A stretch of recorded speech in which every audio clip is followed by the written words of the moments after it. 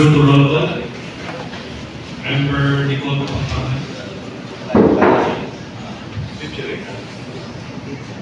Member Derek Shaw. Member Abergan. Present. Member Pacanya. Present. Member Sweet. Present. Member Young. Is an official leave of absence.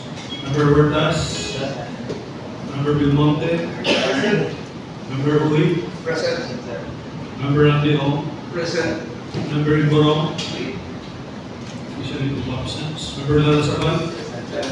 Member Shakur. Member Kumano.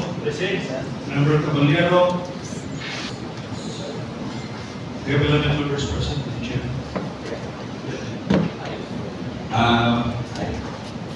With 11 members present, we have a quorum. Before the scheduled session, Mr. Chairman, several members manifested and registered inclusion of items in the agenda, which we request the same to be considered in the approval of the agenda, Mr. Chairman. Mr. Yes. Chairman, move to approve the agenda with amendments. Any second? It has been moved by Member Pacanya, seconded by Member Shakur. Any discussion? Objection? Hearing none, the motion is approved. Before we proceed, we acknowledge the presence of the student, second-year student, Political Science Department from MSU IAT, headed by Assistant Professor John Gibson Lupas. Good morning. Welcome.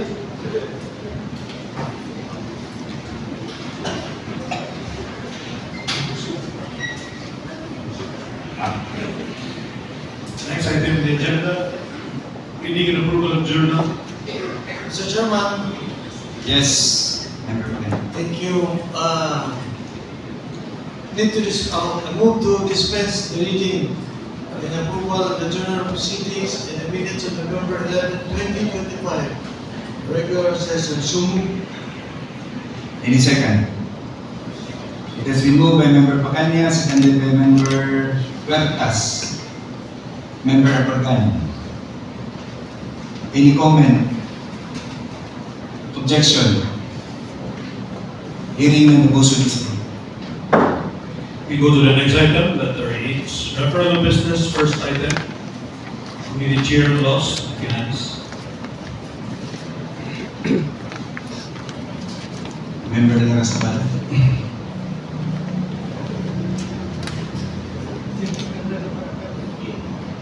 Thank you, Mr. Chairman.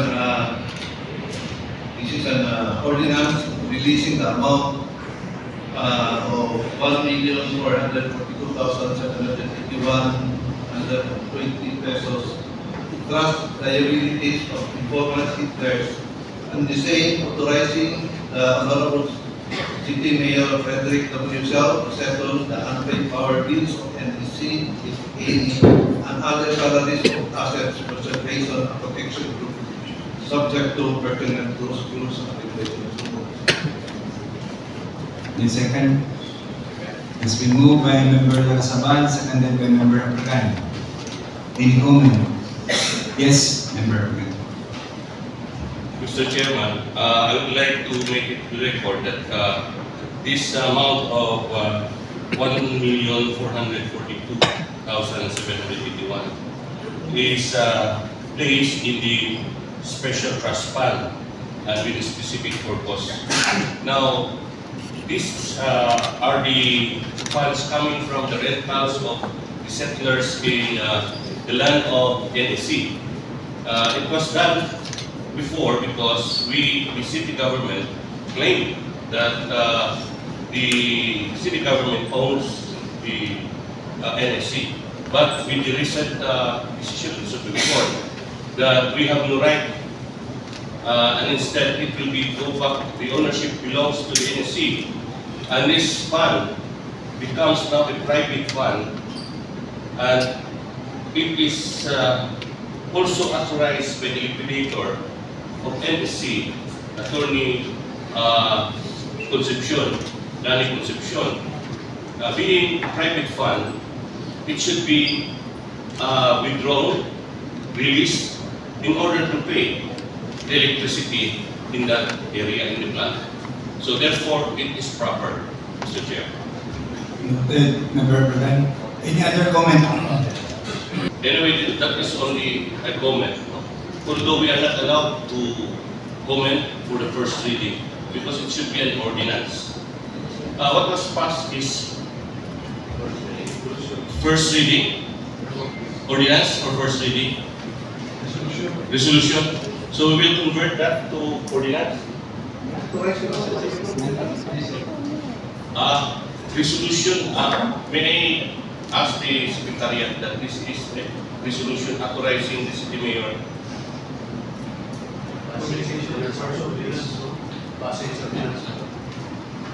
At any rate, we will just convert if the proponent would allow this representation to have it changed to ordinance. Please conclude sa letter ni Tony Torilla is authorizing also the city mayor to it. Anyway, sige, I will convert it to ordinance. We will put it for the first reading. Okay. And the same comment, Mr. Chair. Noted. First reading is approved. I would like to dispense the second and move to the final, third and final. Same comment, Mr. Chair. Any comment? Any other comment? Objection. Hearing no objection, declared like 11 affirmative votes for the said ordinance on second reading, third reading. The motion is approved. We go to the next item. Member Committee Chair of Barangay Affairs. Mr. Chairman, it's to return to the barangay subject for the conclusion of the committee as next 16.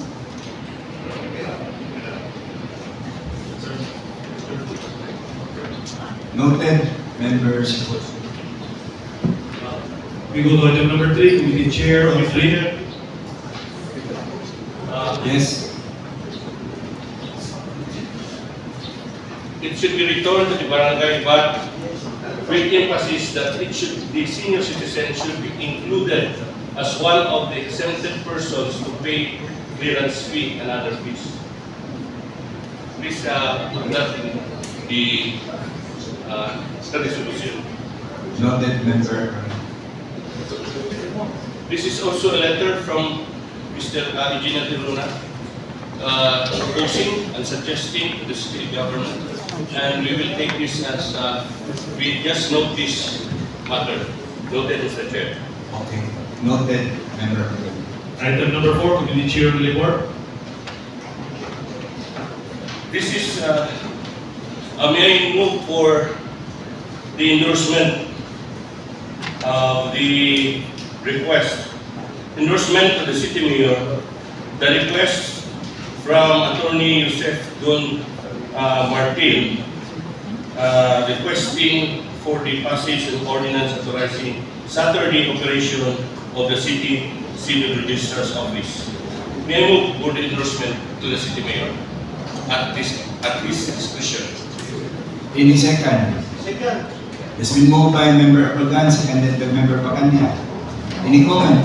Yes, Mr. Chair. Yes. I would like to emphasize that this body has no jurisdiction to encroach the discretion of the mayor. This is an executive discretion, Mr. Chair, that all the executive departments who would render overtime should be approved by the mayor, not by the Sangguniang through an ordinance. That's why we are informing every department that they should not request in the same kind of this request. Noted, Member Prodan.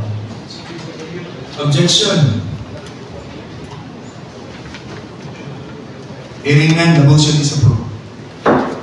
We go to the next item, letter I, messages from the Honorable City Mayor. First item, Committee Chair on Green.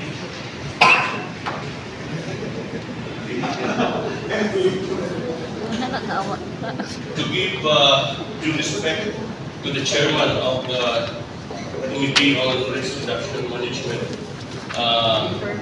Ravin Borong, Councilor Ravin Borong, I move for the deferment of this matter. Noted. Next two items, items number 2 and 3, Committee Chair on Finance.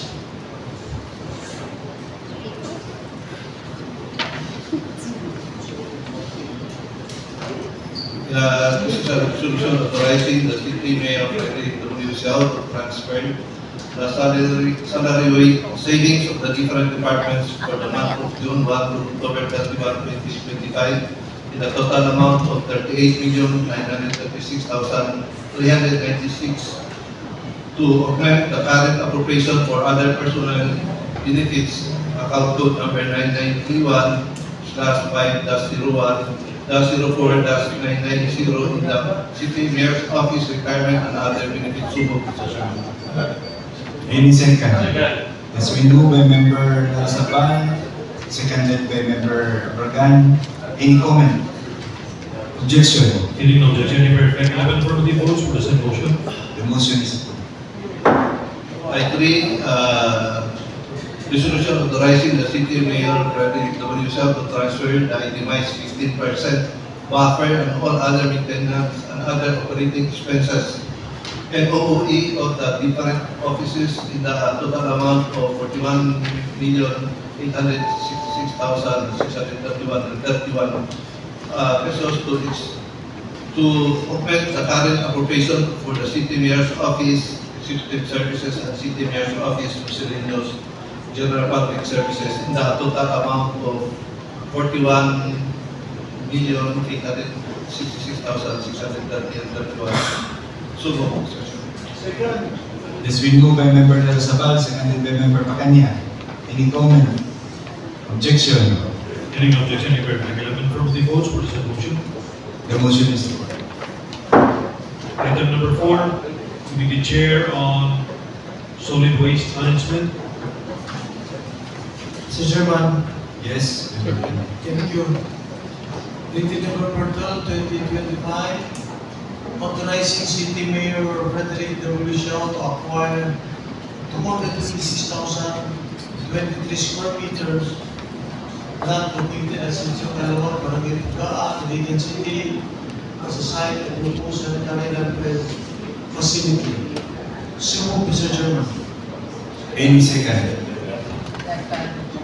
It has been moved by Member Pacanya, seconded by Member Abragan, Member Sweet, Member Almonte, Member Xiao. Any comment? Yes, Member. Mr. Chair, and distinguished proponent, I would like to call your attention to the conclusion and recommendation of the Assessment Committee, where it states that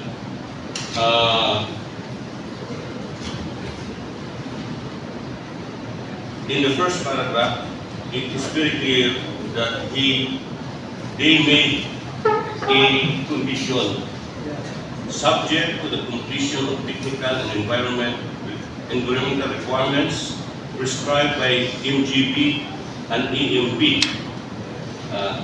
The other one condition is no execution of contract of sale until legal documents or requirements establishing ownership and authority to sell will be submitted. It is very clear in this agenda and endorsement, there is no proof of ownership submitted to this body, which violates this recommendation. Second, there is no conclusion or recommendation or assessment of the technical and environmental requirements prescribed by MGB and EMB. And may I request if you would agree to withdraw, to rephrase by this representation your motion. Instead of endorsing to sell, to buy without observing and following the recommendation, it would be prejudicial to this body. Now I propose that the resolution should be addressed, a resolution requesting the SEMO to submit to the Sangguniang Pangunsod the technical and environmental requirements for the development of sanitary landfill by the MGB and AMB. That is one resolution. Second is a resolution requesting the city legal to submit to the Sangguniang Pangunsod the documents, proof of ownership and authority to sell by the proposed vendor. Because it is very clear in the tax declaration as well as the title, the owners are heirs. There are plenty of owners. Therefore, if one of them died, then there must be, either if this is a common, then they should submit extrajudicial settlement with deed of sale. And it's up to the city legal to prescribe more requirements. Do you agree? I agree. Yes. So, Mr. Chair, since the proponent agrees to that two resolutions, may I request that two resolutions should be the one be passed. Yes. Noted, Member Roden. Any more discussion? Objection. Hearing none, the motion is approved. Next item, Member Shell. Good morning, Mr. Chair. This is a letter requesting to authorize City Mayor Frederick D. Siao to enter into and sign the memorandum of agreement between the Iligan City Government and the Department of Interior and Local Government pertaining to the grant of 5 million pesos as financial assistance for the construction of halfway house for approval, Mr. Chair. So, It has been moved by Member Siao, seconded by Member Pacanya, Member Sweet, Member Bertas, Member Kumuno. Any comment? Objection? Hearing none, the motion is approved. Thank you, Mr. Chair. Okay, we reflect 11 affirmative votes for the said motion. We go to the next item, committee reports. First item, Committee Chair of the Laws.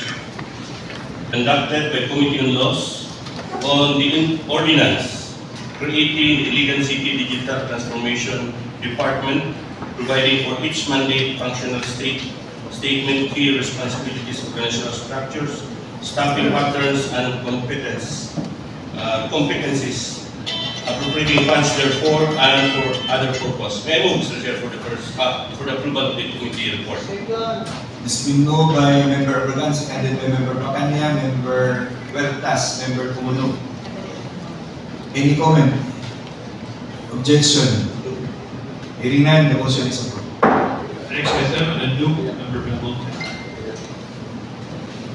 Mr. Chair, I respectfully move for the approval of the committee report on the proposed ordinance entitled an ordinance institutionalizing Republic Act number 10699, otherwise known as the National Athletes and Coaches Benefits and Incentives Act in the City of Iligan by providing local implementation mechanisms for the discounts and privileges of athletes and coaches and for other purposes. The public hearing was held last October 24 and the committee hearing was held last October 31. So moved, Mr. Chair. It has been moved by Member Belmonte, seconded by Member Pacanya. Any comment? Objection? Hearing none, the motion is approved. Next item, under key calendar business, first item, unfinished business, Committee Chair on Finance. Actually, we did observe that this is, the city is making a move to earn resources for the city government. That's why that is the crafting the proposal for the updating of the amended revenue code.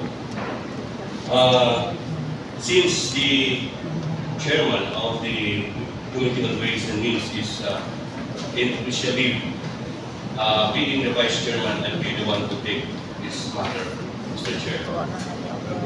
Okay. May I move, Mr. Chair, for the first reading, an ordinance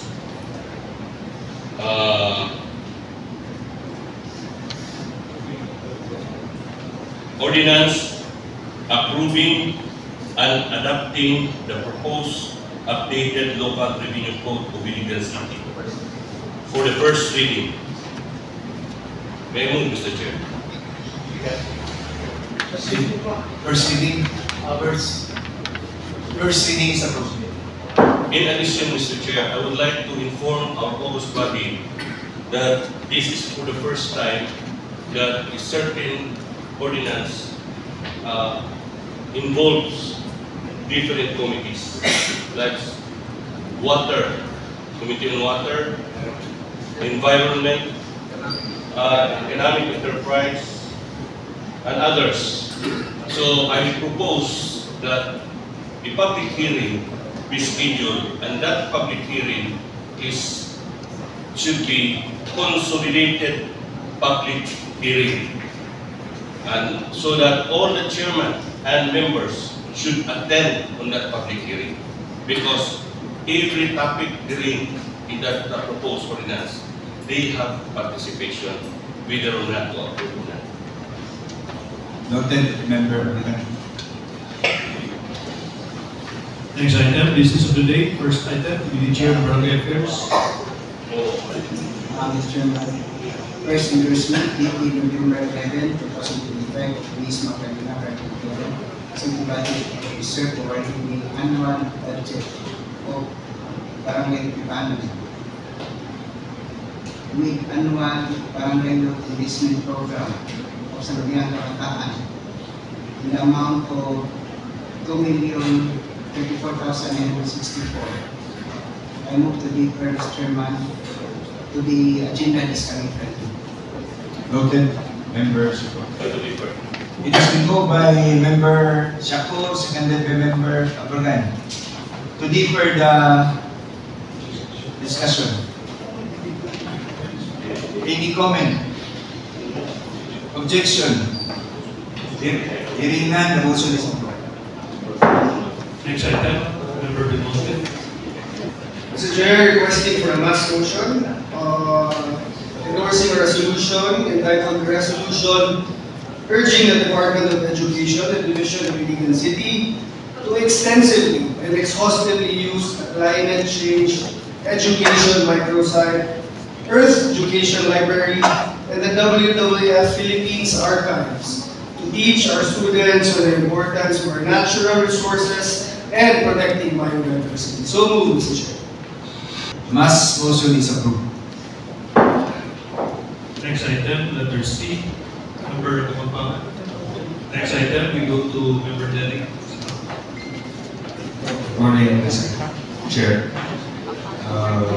This is a resolution entitled Resolution requesting the City Engineer's Office in the DPWH to repaint the pedestrian lane along Andres Bonifacio Street, fronting Christine's Bake Shop, Iligan City, using luminous or reflectorized paint in compliance with resolution number 25-780 series of 2025 for approval, Mr. Chair. So moved. It has been moved by Member Xiao, seconded by Member Pacanya, Member Abragan. Any comment? Yes, Member Ong.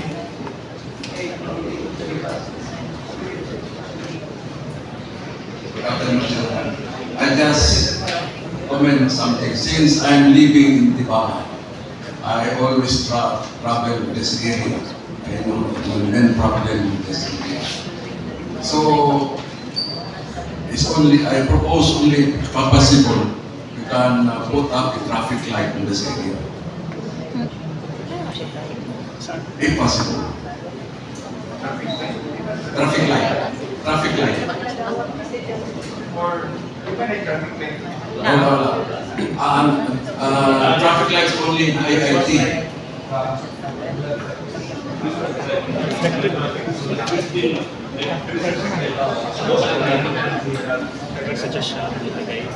Okay, I just made a proposal. Proposal consider proposal. Not just Member Ong. Any other comment?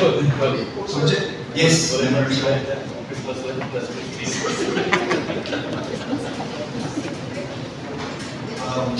Regarding the traffic light, we've already asked the head of our traffic office, Sir Ralph Montenda, for a recommendation if needed pa ang traffic light in the area.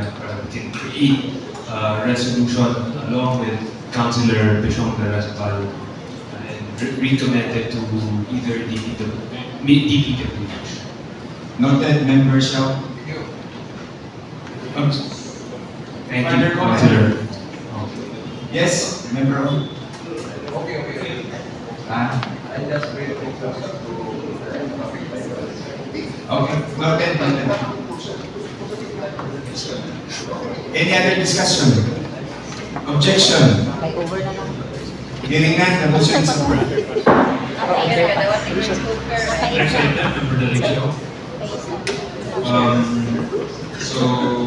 This is another proposed resolution entitled Resolution Endorsing the Request of the 6 Purok Presidents of Barangay Tubod for the requesting endorsing the City Engineer's Office the request of the 6 Purok Presidents of Barangay Tubod for the improvement and development of roads, shoulders, drainage, and related infrastructure from the corner of NFA to M. Selvran Avenue, Rosario Heights, Barangay Tubod, Iligan City for approval, Mr. Chair. So moved. It has been moved by Member Xiao, seconded by Member Abragan, Member Pacanya, Member Belmonte, Member Ong, Member Sui. Any comment? Objection? Hearing none, the motion is approved. Thank you, Mr. Chair. Next item, Addendum, Member Larrazabal. This is an ordinance for the Corrati Road closure requested by the Juma Falls Eagles Club under the Fraternal Order of Eagles and MIA in the upcoming activity titled Hope Run, a Christmas Eve and scheduled on November 23, 2025, Sunday from 4 p.m. to 9 p.m. Area affected is starting point is Nahaw, Amphitheater, Buhanginan Hills, Barangay Palao. Runners will proceed to Seminary Drive toward Garage, then turn up along Quezon Avenue Extension, Sidanon, continuing along Quezon Avenue up to the post office, traffic light, and then proceed through National Highway. So, for first reading, First reading is approved. I would like to dispense the second and move to the third and final reading. It has been moved by Member Larrazabal, seconded by Member Pacanya. Any comment? Objection? Hearing no objection, you bear regular and affirmative votes, present ordinance on third and final reading. The motion is approved. We go to item number 3, measures on second and third reading. First item, Member Uy.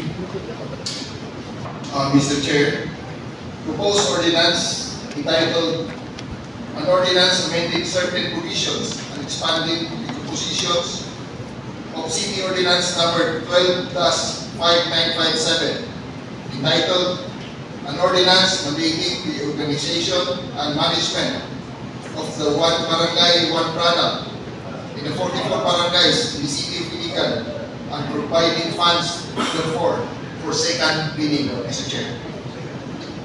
Any second? It has been moved by Member Uy, seconded by Member Abragan, Member Macanya, Member Xiao, Member Ong. Any comment? Objection?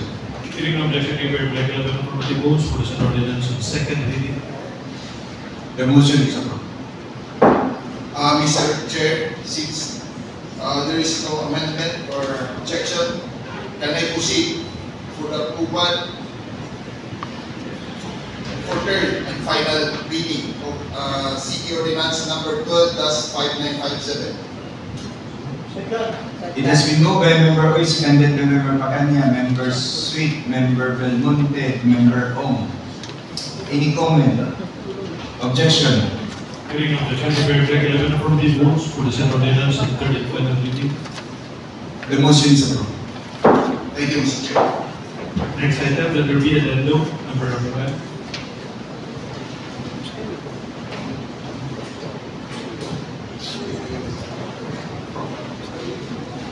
May I move, Mr. Chair, for the second reading, for the approval for the second reading, the ordinance entitled An Ordinance Creating Iligan City Digital Transformation Department, providing for its mandate, functional statements, key responsibilities, organizational structure, staffing patterns, and competencies, appropriating funds therefore, and for other purposes. May I move for the second reading? It has been moved by Member Abragan, seconded by Member Macanya, Member Rotas.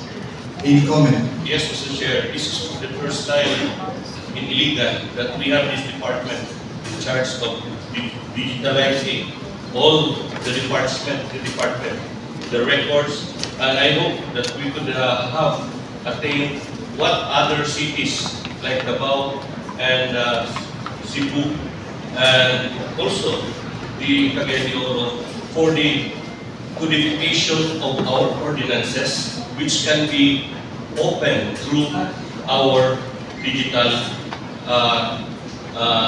way. So this is the very best move of our city government to have access and open information to everybody. Yes, then Member Abragan. Any more comment? Objection? Hearing no objection, Member Black 11 affirmative votes for the said ordinance on second reading. The motion is approved. So, in view of the approval of this second reading, Mr. Chair, and there is no amendments introduced or objection thereto, may I move, Mr. Chair, to proceed to the third reading for the approval of this ordinance. It has been moved by Member Abragan, seconded by Member Macanya, Member Belmonte, Member Huertas, Member Ong, Member Kumulong. Any comment? By the way, this is co-authored. This is co-authored by Councilor Xiao. Noted. Not the father. The son. Any more comment? Objection? Hearing no objection, Member Black 11 affirmative votes for the said ordinance on third and final reading. The motion is approved. We go to the next item, letter L, privilege R. Hearing none, we go to the next information hour. Hearing none, we go to the next question hour. Next item, announcement. Yes, Member Huertas. As chapter president of PCL, Philippine Councilors Iligan chapter, I am inviting all councilors to attend the coming Regional Philippine Councilors League Capacity Development Training on Inclusive and Participatory Governance and Reorganization of Regional Officers on November 19, 2020 kay Longsukin, Cagayan de Oro City. We strongly encouraging your participation. Urge all concerned PCA and legal officers to fully support this important initiative which strengthens our shared commitment to inclusive, participatory, and effective local governance. We look forward to your active engagement in this event. Thank you, all councilors. Oh, councilors, you're invited to participate. This coming sa to, this 1920, November 19 and 1920. Parehistro na mo kang Councilor Huertas. Our next session will be on November 21 at 1:30 p.m. Sorry. We have our campus gathering at 11:30 a.m. Okay. Nothing more to take on, Mr. Chair. Move to adjourn. Second. Second. The session is adjourned.